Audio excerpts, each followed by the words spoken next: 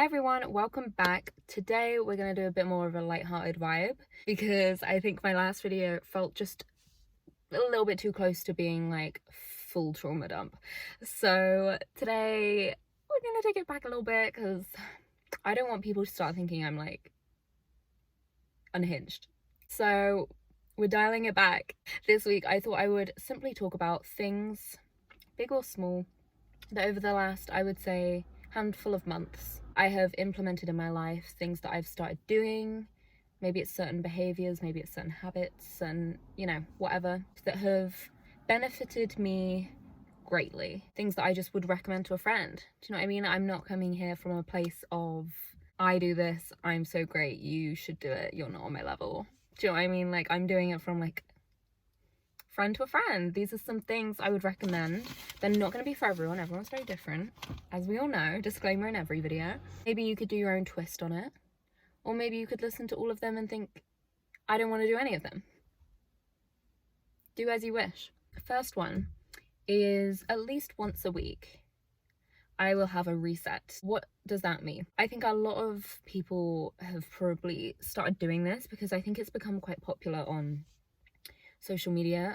I don't have TikTok, but I think that's where it's coming from because I just get it like 2 weeks late on my Instagram reels. It's basically like a maintenance day, like a general maintenance day. This will be different for everyone depending on your life, but for me, so I'll do my hair, I will do my face, I will sort my room out a bit, my space. Generally my room is very clean because I just can't physically deal with my room not being clean. Like, it just drives me over the edge. I will do like the little odd jobs that like I maybe haven't done, like the bins, do you know what I mean? This is a really glamorous video, just like the little bits. Like, maybe I'll change my bedding. I hate changing my bedding.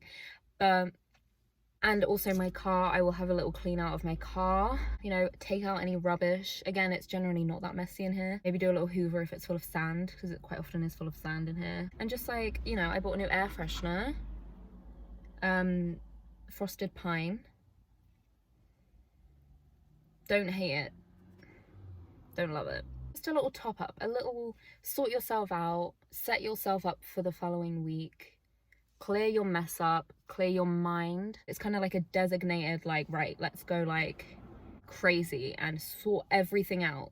And I recommend doing this at the end or at the start of a week. For me, it usually ends up being a Sunday evening. Something very cathartic about sorting everything out in this like one big chunk. Like, it just feels like so good that you can make it feel even better by making it like a social media free time as well. Just have a little reset time. Otherwise things can pile up, or maybe your week will just flow into another week and flow into another week and flow into another week, and before you know it, it's like Christmas and you're like, I feel like I haven't stopped. Like, I feel like it's such a good way to not only stay on top of things and like keep everything, ticking along, but also to kind of stay grounded and have a little moment of peace and a little quiet time at the end of the week or at the start of the week or whenever you want to do it. Next.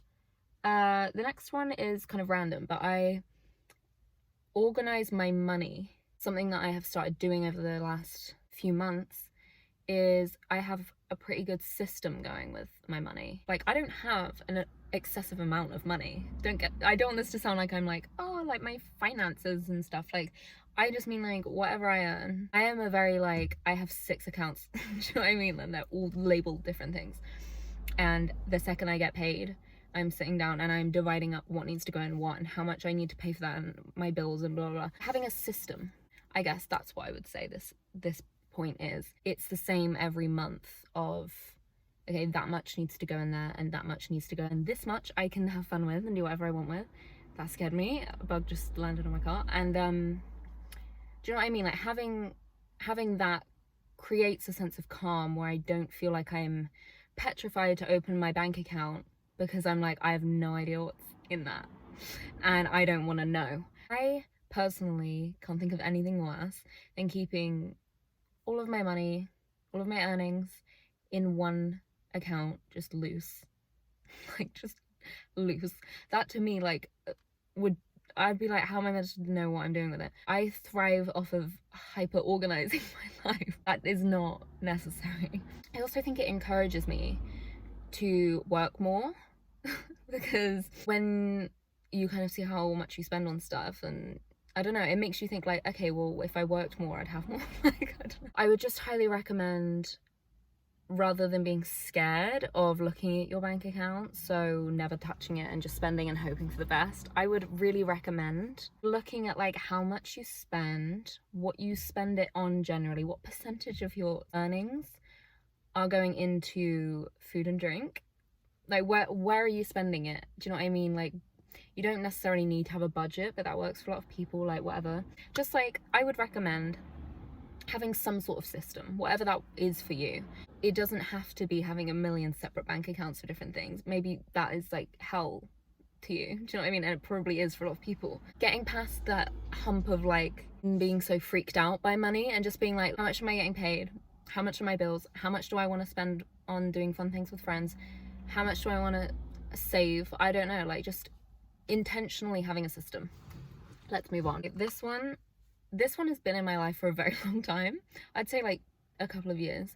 And I was talking the other day with someone about this, and I realized how grateful I am that I do this. I am just going to explain what I mean. I was talking to someone the other day and they were saying about how like they have like 10 alarms in the morning because that's how they wake up. Like they can't have one, otherwise they can't get themselves up, if you know what I mean. And I was saying that I have always had one alarm, and the second it goes off, I get up. I do not linger in my bed.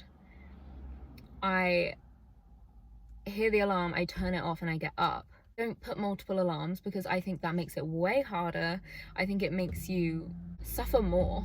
I do not allow myself to begin to look at my phone or lie there and get in my head about all the things that I have to do. Maybe for a second I'll think like, where am I? What's going on? Do I have work? Am I meant to be going to school? Like, I'm not in school, but like, you know, when your alarm goes off and you're just like, do I have an exam? I was listening to something the other day as well that was saying like, I don't know if you want to take it this deep, like maybe it doesn't need to be this deep, but she was saying, I can't remember who, but like the first decision that you make when you wake up matters. Like if your first decision when you wake up is to go back to sleep and postpone starting your day because you do not want to begin your day because you're like, oh, I'm so tired and oh, I have to go to work and do you know what I mean? Like you're just starting your day in a mentality of like, I don't want to do it.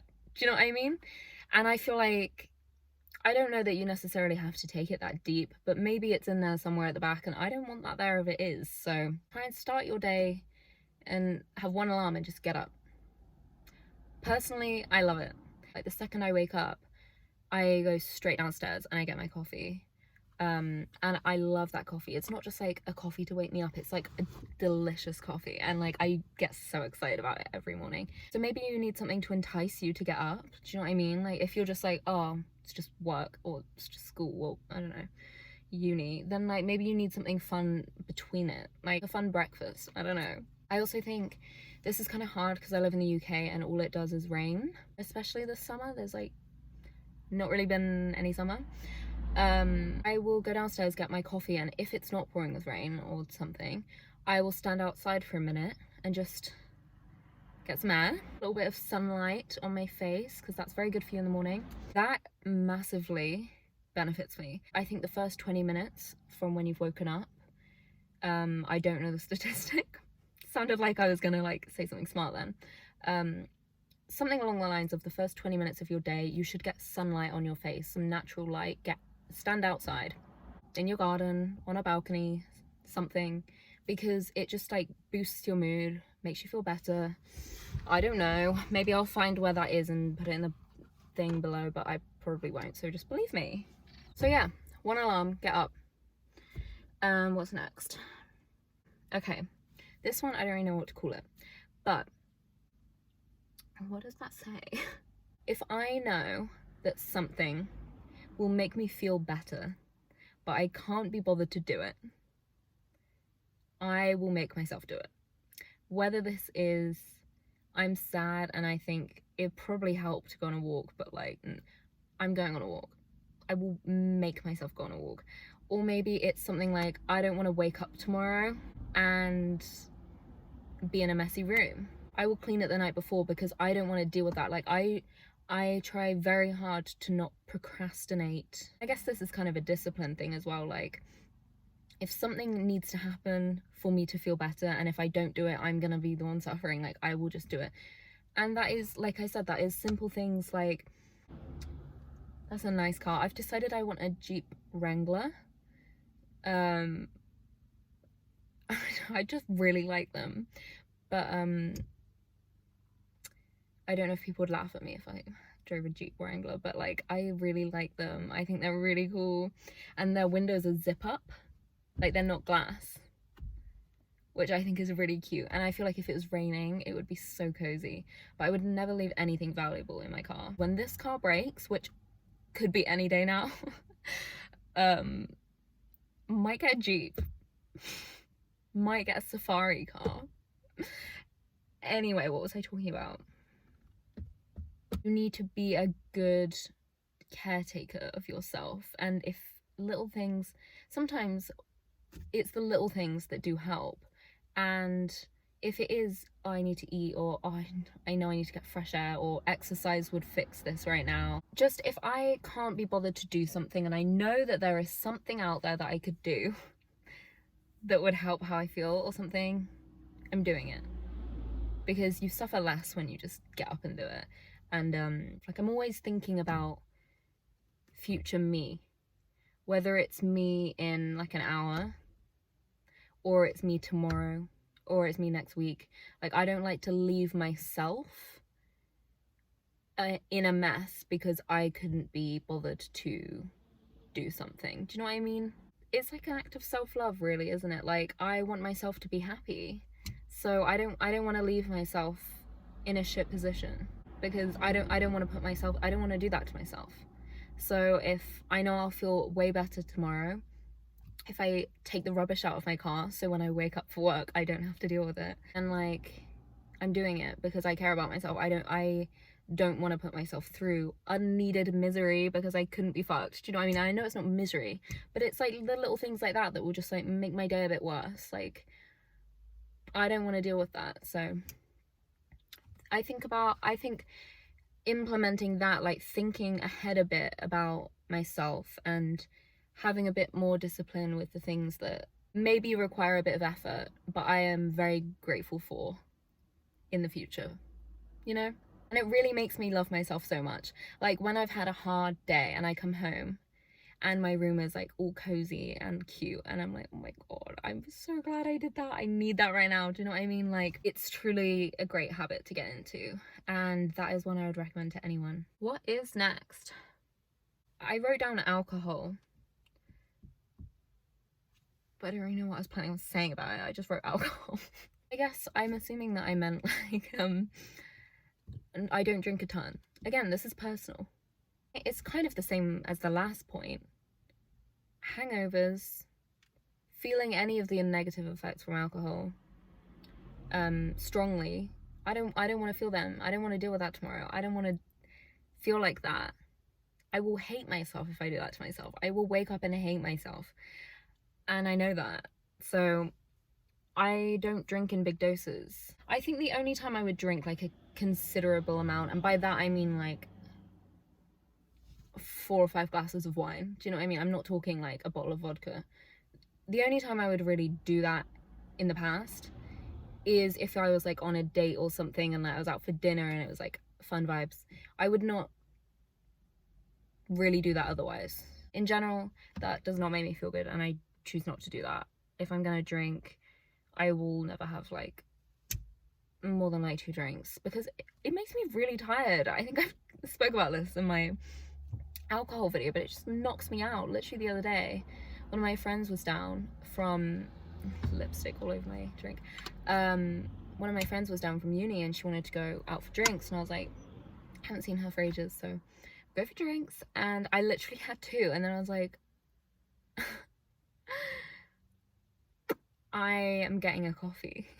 She was like, what? And I was like, I'm gonna fall asleep. Like, do you want me here or not? So I got a coffee and I was like asleep so early. Like, it just, I don't know. It probably depends on like where I'm at that day. Like, it probably didn't help that like I was probably already a bit tired or whatever. But like, I don't know. I avoid it a bit. Oh my god, it feels like it's gonna rain again. Love summer. Yeah, so something I wrote down is I keep my mind very active. This is something that is probably not so new. But podcasts, I listen to an obscene amount of podcasts. That's my like media of choice. You could also read, you know, there's other things you can do to like have thoughts, but podcasts are just very convenient for me, like in the car, when I'm going to sleep, when I'm like doing little errands. Like, I do like to read too, but I think it requires me sitting down, and I don't generally just sit. I don't know. I feel like I read in summer because there's a lot of sitting on the beach. There's a lot of that. And then like I read books. Maybe in winter as well, because it's a lot of like being indoors and there's not much you can do. But I feel like in spring and autumn, I don't read. I don't know. Anyway, something to expand my mind a little bit, to give me some thoughts that I maybe hadn't had, some topics or discussions that are interesting, that keep me curious, because otherwise I think you can get just very stuck in like, I don't know, what's familiar and what you're already thinking about, and just recycle the same thoughts forever. And it's like it's a bit deep, but I don't know. I just think like I find everything very interesting, and if there is a podcast that's about something interesting that's of no relation to me, I'll still give it a listen. Like, it's still some food for thought. Like, I listened to one the other day about menopause, because I realized it came up.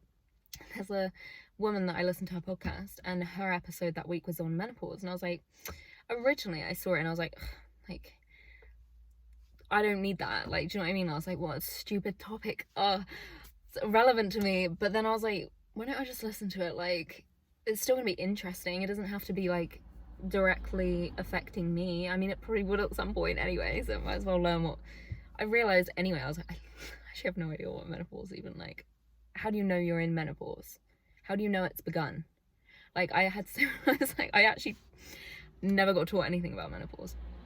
So I listened to that. I listened to one before about divorce, because that came, it was another person that I listened to, and I listened to so many different people that do podcasts that they so often do topics that I'm like, I don't need to hear about that, but I'll listen. I will still get some piece of information that is useful, that I might remember. So yeah, for me, that's something that I definitely think benefits me. If I'm tired or something, like, and I don't really feel like doing something really interesting, I'll at least try and put something interesting in my head so that I'm not fully wasting all of my time. Do you know what I mean? Like, if all I want to do is like sit on the sofa, like, I could at least like watch something useful, like watch a documentary. I watched Our Planet recently. That was very cool. Or listen to something like anything other than just scrolling on your phone, something that might actually like feed your brain something positive rather than kill it and numb it, is very good. This video is getting really long. I was actually, when I thought about this idea, I was like, I don't know how long I can talk about that for, but apparently a long time. Apparently a really long time. I always have that issue. Before I record any of these, I always think, am I going to be able to talk about that for very long, or am I going to struggle? And I always don't shut up. I'm going to speed up because it's getting long and I'm prepared for my phone to say I have no storage. Always having something to look forward to is very important. Whether it's something big like a trip, or, you know, going to uni, starting a new job, like whether it's something like that, or it's literally like, I'm gonna cook this for dinner. Like, it could be anything. Having something you're looking forward to. To be honest, I kind of mean less, sorry, that's probably a really annoying sound, I'm playing my keys. I mean less to do with like the trips and the starting a new job and whatever, because they're obviously exciting and yay for them. But I mean like keeping little things, always having something at the end of the day or at the end of the week to look forward to, like, helps so much with being happy and keeping like a positive outlook. I feel like it's so important to have something you're excited about. Like romanticizing the little things. This is a video that I think I'm gonna make fairly soon, is romanticizing your life, because this is very interesting and very needed and very fun. Do you want any more adjectives? Romanticizing and looking forward to really simple details, simple small things, like I'm gonna cook this new thing for dinner, I'm so excited to cook that, it looks delicious.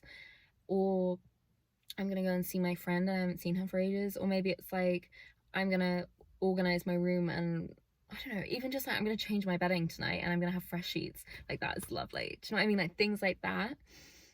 I always make sure that there's something to look forward to, and I think this is even more important if you are sad, or if you're going through something, it's not thriving currently in your life. Like maybe you're going through a breakup, or maybe you're going through a lot of changes in other ways. Having little things to look forward to is very important, and making sure that you focus on finding them regularly, getting in the habit, finding things to look forward to, finding the positives, finding something you're excited about.